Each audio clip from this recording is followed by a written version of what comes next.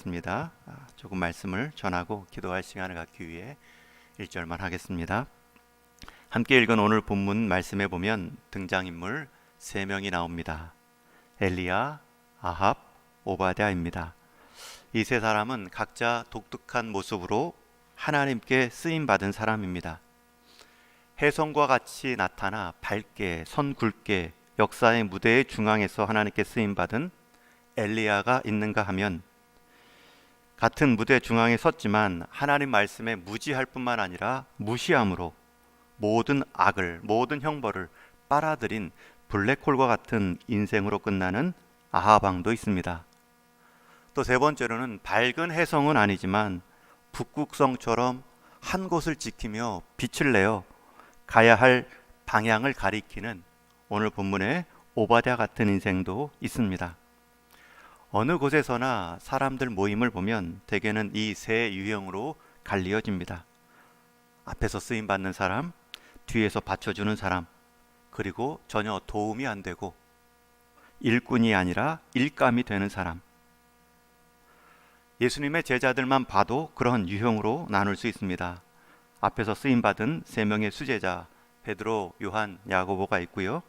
또 뒤에서 그 3명과 함께 예수님의 사역을 다 받쳐준 나머지 제자들이 있는가 하면 도움이 되지 않았던 유다처럼 예수님을 팔아버린 제자도 있습니다. 그 중에 이제 오늘은 오바댜에 관한 말씀입니다. 우리가 신년 특별 새벽 기도회의 주제로 주일 나눈 말씀 은혜 담을 그릇을 준비하라. 어제의 말씀은 우리 가정에서 어떻게 은혜 담을 그릇을 준비하는가 2가지를 나눴고요. 오늘은 우리가 일터에서 사회생활에서 내 생업의 자리에서 어떻게 하나님의 은혜 담을 그릇을 준비할 수 있는가, 이 오바댜를 통해 2가지 교훈을 나눌 것입니다. 오늘 이 오바댜가 살던 또 생활했던 그 시대적 공간적 배경이 1절에 나옵니다. 시간적 배경은 많은 날이 지나고 제3년에 라는 표현으로 말씀이 시작합니다. 여기서 제3년째라는 말은 엘리야가 심판을 선언한 그 가뭄이 3년째 지나고 있다라는 뜻입니다. 한 해만 가물어도 농작물과 가축들이 힘들어하고 2해만 가물어도 사람이 직접 피부로 느끼며 3년째가 되면 가축도 사람도 힘들 때입니다. 한 해만 가물어도 농작물의 피해가 큰데 3년으로 연속 비가 오지 않으니 그 3년이면 짧은 시간이라 할 수 있지만 오늘 본문에서는 많은 날이 지나고 그 피로감을 알 수 있는 많은 날의 표현을 보고 있습니다. 또 반대로 생각하면 그 많은 날, 많은 사람들이 고통 속에 가뭄 속에 살아가던 그때에 사르밧 과부의 집의 양식은 멈추지 않았습니다. 이 말은 바꾸어 말하면 하나님이 약속한 보호의 장소에는 3년째 먹을 양식과 먹을 기름이 그치지 않던 때에 라는 의미입니다. 여러분, 성도의 가장 안전한 자리가 어디입니까? 말씀의 선언과 그 말씀을 지켜내는 자리가 가장 안전합니다. 하나님은 사르밧 과부의 가정을 돌보셨을 뿐만 아니라 그 과정을 통해 말씀의 사람도 돌보아 주셨습니다. 그리고 이제 그 3년째가 되었을 때에 다시 엘리야에게 말씀이 임합니다. 가서 아합에게 전하라. 그리고 또 받은 말씀을 가지고 아합 왕 앞에 서지요.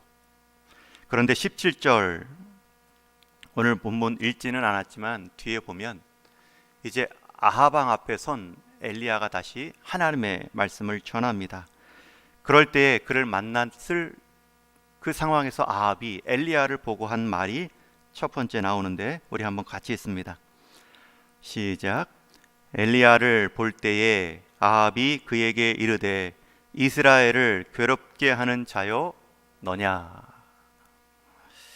여러분, 3년의 심판 가뭄 뒤에 엘리야를 만난 아합의 첫 마디입니다.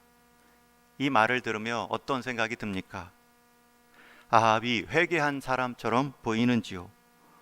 그가 최소한 우상은 버리지 않았다 해도 다시 하나님을 찾는 모습으로 느껴지시는지요?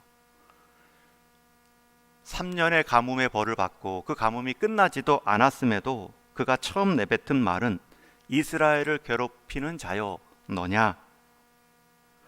여러분, 지금 이 말은, 이 고통, 이 가뭄은 나 때문이 아니라 너 때문이다 라는 남 탓의 표현입니다. 가히 남 탓의 1인자라고 말할 수 있죠. 그러나 이것은 아합의 무슨말이 아닙니다. 우리 사람의 본성입니다. 출애굽 당시 바로 왕은 10번째 재앙까지 가서야 이스라엘 민족을 보내줍니다. 자기 탓임을 인정하고 남 탓을 멈추며 하나님 말씀에 순종합니다. 여러분, 그 10번째 재앙이 무엇입니까? 장자의 죽음입니다. 여러분, 사람의 남 탓, 바로의 남 탓은 언제 끝납니까? 결국 죽어야 끝나는 사람의 본성입니다. 죽을 수밖에 없는 죄성을 가지고 살아가는 한 멈추지 않는 것이 바로 나를 돌아보지 않고 남을 탓함으로 이 상황을 모면하려는 죄성입니다. 그것을 지금 우리는 아합에게서 또 한 번 확인합니다.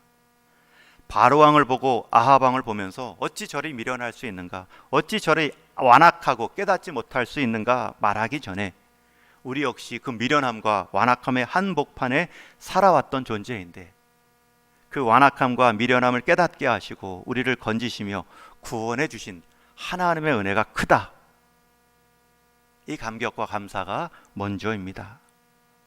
이것을 깨닫게 하는 것, 우리 역시 완악한 인생이었다 깨닫게 하는 것이 바로 악역을 맡은 아합 왕의 모습입니다. 그 깨닫지 못했다, 죽어야 깨닫는다, 그 끝을 보여준 이 아합 왕, 이렇게 완악한 인생, 이 영적 이스라엘의 허물을 드러내고 뚝을 무너뜨린 이 아합 왕, 그는 남 탓을 하고요, 죽을 때까지 돌이키지 못하지요. 그런데 한번 생각을 해보십시오. 이런 완악한 사람 앞에서 일하는 사람 하나가 있습니다. 오늘 본문에 보면 3절 말씀에 아합이 왕궁 맡은 자 오바다를 불렀으니, 시간적 배경이 가뭄 3년째라면 오바다가 쓰임받은 공간적 배경은 아합의 왕궁입니다. 다시 말하면 이 오바다의 직업, 일터는 이 아합 왕의 비서실장이고 이 아합 왕이 살고 있던 궁 안입니다. 아무리 궁 안이고 아무리 그 직책이 높다 할지라도 모시는 사람이 가장 악한 왕입니다. 모시는 장소가 우상 숭배로 가득 찬 공간입니다. 여러분, 성경에서 표현된 가장 악한 왕 아합 왕을 가장 가까이서 섬기던 사람의 신앙이라면 어땠을까요? 오늘 말씀 3절에 보면 이 오바다는 여호와를 지극히 경외하는 자라. 이 지극히라는 말은 크다라는 뜻이죠. 아주 크게라는 의미입니다. 가장 악한 왕 옆에서도 하나님을 가장 크게 섬겼던 오바댜, 하나님의 선지자를 대적하고 온갖 우상들을 자기 나라, 자기 집안까지 끌어들인, 그리하여 하나님의 노를 격발시킨 왕의 수하에서 오바댜의 신앙은 하나님을 지극히, 하나님을 크게 경외한 자로 인정받고 있습니다. 여러분, 어떻게 가장 큰 악한 장소에서 가장 큰 경외를 보일 수 있을까요? 두 가지 말씀을 나눕니다. 우리가 때로 세상에서 아니면 교회 안에서도 내 수고와 내 역할 묻히는 것처럼 여겨질 때가 있습니다. 그럴 때 보면 오바댜를 기억하십시오. 오바댜는 묻히는 것 같습니다. 드러내 보이지도 않습니다. 혜성처럼 쓰이지도 않고요, 북극성처럼 한 곳에 붙박이처럼 그 자리를 지켰을 뿐입니다. 그런데 성경의 표현은 그가 지극히 하나님을 경외했다.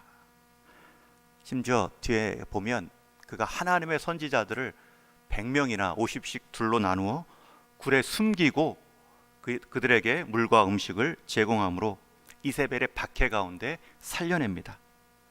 어떻게 보면 엘리야 선지자보다 더 큰 일을 했죠. 엘리야는 한 사람의 위대한 선지자 역할을 했다면 그러한 선지자 100명을 뒤에서 후원한 사람이 오바댜입니다. 지켜낸 사람이 오바댜입니다.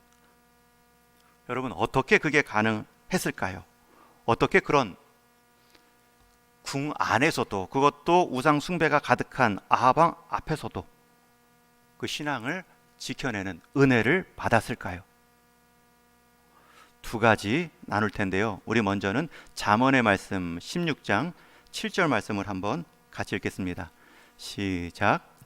사람의 행위가 여호와를 기쁘시게 하면 그 사람의 원수라도 그와 더불어 화목하게 하시느니라. 이 말씀은 사람이 하나님을 기쁘시게 하는 그 행위가 있다면 하나님은 그 사람의 원수라도 그와 더불어 화목하게 하신다 약속하십니다. 즉 사람 간의 관계도 하나님 관계가 먼저라는 것입니다. 열쇠라는 것입니다. 아합 왕으로 인해, 이세벨로 인해 스트레스를 받았겠죠. 그러나 그 스트레스를 사람에게 풀지 않고요, 하나님께 풀었겠죠. 기도함으로, 약속의 말씀을 받아내므로. 아무리 나쁜 사람도 하나님을 의식하고 살아가는 사람 앞에서는 최소한 그가 나와 다르다는 두려움을 느낍니다. 사회에서, 직장에서, 학교에서 성도들이, 기독교인들이 구별되어 하나님을 의식하는 삶, 가장 평범한 행동일 수도 있는 식사 전에 기도하는 모습, 속으로는 비웃을 수 있지만 또 한편으로는 두려움을 느낍니다. 뭔가 있구나. 때로는 두려운 마음도 들 수 있죠. 그런 마음 가운데 오바댜가 하나님을 기쁘시게 하는 행위를 이어갑니다. 여러분, 이러했을 때에 이세벨이 많은 선지자들을 죽일 때에 왜 그의 신앙을 몰랐습니까? 그러나 하나님은 그의 신앙을 이세벨의 죽음 가운데 보호해 주지요. 그가 가진 아합 왕의 이인자라는 그 권위를 가지고, 권세를 가지고 막았겠죠. 오바댜의 특징은 아합 앞에서도 물과 같이 겸손함으로 하나님을 인정하는 행동을 이어갔습니다. 오바댜는 분명 하나님을 경외하는 자임에도 불구하고 악을 행하는 아합 앞에서 엘리야처럼 정면 대결을 벌이거나 불을 내리는 큰 경험은 못하지만 마치 엘리야가 아합 왕을 향하여 영적 선전포고를 하며 한판 승부를 벌였다면 이 오바댜는 뒤에서 하나님의 일이 어떻게 이루어지는가 자기의 자리를 지키며 기다린 사람이라고도 말할 수 있습니다. 엘리야가 하나님의 선지자로 말씀을 전하는 자로 그 역할을 감당했다면 오바댜는 하나님께 부름받은 자기 자리를 지켜내므로 국내 대신의 역할에 충성함으로 또 다른 하나님의 두려움을 보여준 인물입니다. 죽을 것을 각오하고 아합 왕 앞에서 하나님의 말씀을 대언했던 엘리야도 불같이 귀하게 쓰임받지만 내게 주어진 자리, 하나님이 세우신 자리라면 내 역할 하나님 앞에서 행하듯 물과 같이 드러나지 않더라도 자리 지키는 모습 역시 하나님께 쓰임받는 모습입니다. 그는 선지자 엘리야를 부러워하지 않았을 것입니다. 오히려 자기가 숨기고 지켜내고 있는 100명의 선지자들을 보며 하나님이 내게 맡겨주신 역할에 더욱 충성을 다짐했을 것입니다. 여러분, 이러한 사람들은 뒤에 나오는 바알에게 무릎 꿇지 않은 7천인을 세웠던 모습으로 볼 수 있습니다. 하나님의 이 땅의 위기 가운데도, 특별히 내 직장의 어려움 가운데서도 하나님을 경외함으로 하나님을 기쁘시게 하는 마음을 지켜 나가는 사람들을 지켜 주십니다. 하나님의 사람들을 지켜 주심으로 또 다른 하나님의 사람들을 보호하게 만듭니다. 여러분, 내가 악한 상황 가운데도 하나님을 경외하는 모습을 지키면 또 다른 믿음 연약한 사람들이 그 악한 상황에서 어떻게 버텨야 할지, 이겨나가야 할지를 배울 수 있습니다. 우리에게는 이러한 귀한 모범으로 오바댜의 삶을 말할 수 있습니다. 그리고 우리 역시 그 믿음의 주인공으로 내 일터, 내 학교, 내 사회생활, 믿지 않는 자의 상황 가운데서도 하나님의 은혜가 있다. 그 은혜의 그릇은 하나님을 기쁘시게 하고 하나님을 의식하는 삶이다. 올 한 해 여러분의 삶의 자리, 특별히 일터에서도 경험되어질 수 있기를 주님의 이름으로 축원합니다. 두 번째는 하나님 앞에 하나님을 기쁘시게 하는 신실함이었다면, 두 번째 일터에서 하나님의 은혜를 경험하는 그릇은 성실함입니다. 그 자리 안에서의 탁월함입니다. 비가 오지 않은 지 3년이나 지날 때에 왕궁에서조차 물을 찾기가 어려웠는지 아합 왕은 물을 찾으러 나가자, 여러분 그때 누구를 데리고 갑니까? 오바댜를 데리고 갑니다. 그리고 6절 말씀에 보면 이 오바댜와 함께 국토를 반으로 나누죠. 너는 이곳의 물기를, 나는 저곳의 물기를 찾겠다. 오바댜가 신앙이 있음을 알고 있음에도 그를 2인자로 끝까지 국토의 반을 맡길 정도로 신뢰했던 것을 보면 오바댜가 하나님 앞에서의 기쁨뿐만 아니라 아합 왕을 기쁘게 할 만큼 주어진 역할에 신실함을 보였다는 것입니다.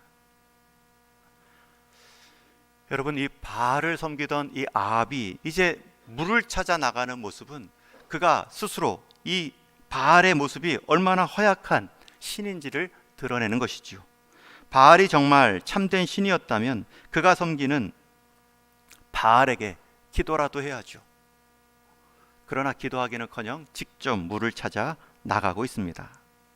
그 정도로 그는 다급했고요. 또 함께 데려간 오바댜를 그만큼 신실하게 여겼습니다.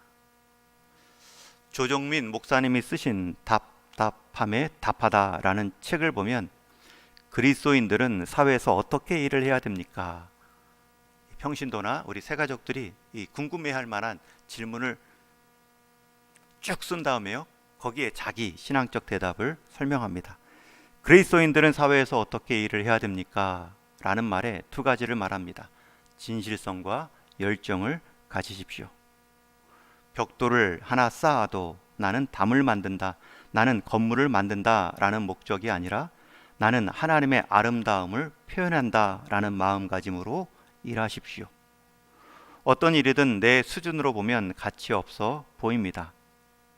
그리고 나는 힘들게 살고 있구나, 편하게 살자라는 것이 일의 목적으로 바뀝니다. 여러분, 어떻게 일을 해야 되는지 말하지요. 하나님의 일만큼이나 세상 안에서의 일 마음을 다잡으라는 겁니다. 여기가 하나님이 세운 자리구나, 내 시기가 공부하는 자리면 하나님이 내게 공부라는 직업을 주셨구나, 내가 일할 자리, 내가 군대에서 나라 복무를 위해 수고할 자리, 그곳에서 다 하나님이 받으실 영광이 있구나. 그곳에서 힘들다라고 여기면 목적은 바뀝니다. 편한 것이 목적이 되지요.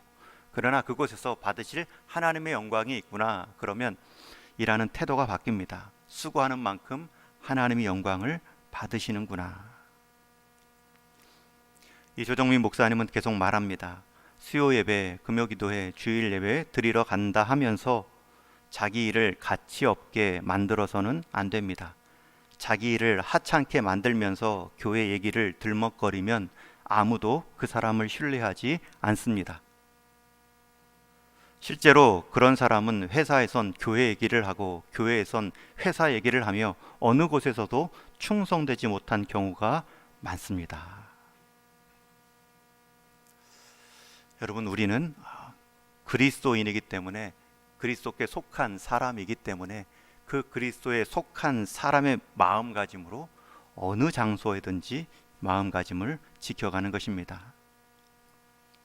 그러할 때에 하나님은 여러분의 일터에서도 은혜를 멈춤 없이 부어 주십니다. 내가 아직 준비되었지 못했다라고 느끼는 분들이 계실지도 모릅니다. 여러분, 그 준비되지 못했다라는 나의 자각이 가장 준비된 모습의 시작입니다. 그 겸손함이 오늘 이 아침 여러분들을 이 자리까지 끌었다고 믿습니다. 이제 기도하시면 됩니다. 그러한 부족함의 인식이 하나님 앞에서 진정한 준비의 시작이기 때문입니다. 왜냐하면 하나님은 일하실 때 나의 준비 상태를 보고 일하시는 것이 아니라 하나님의 준비하심을 믿고 일하는 자를 사용하시기 때문입니다.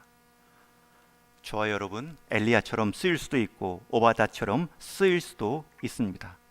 다만 우리는 아합의 쓰임에서는 벗어나도록, 우리가 물이든 불이든 어떤 모습으로 쓰임 받든 내 인생 부르신 하나님의 부름 가운데 마지막까지 하나님을 향한 신실함, 세상을 향한 성실함으로 응답할 수 있는 저와 여러분, 그리하여 우리가 머무는 일터가 하나님의 은혜의 장소가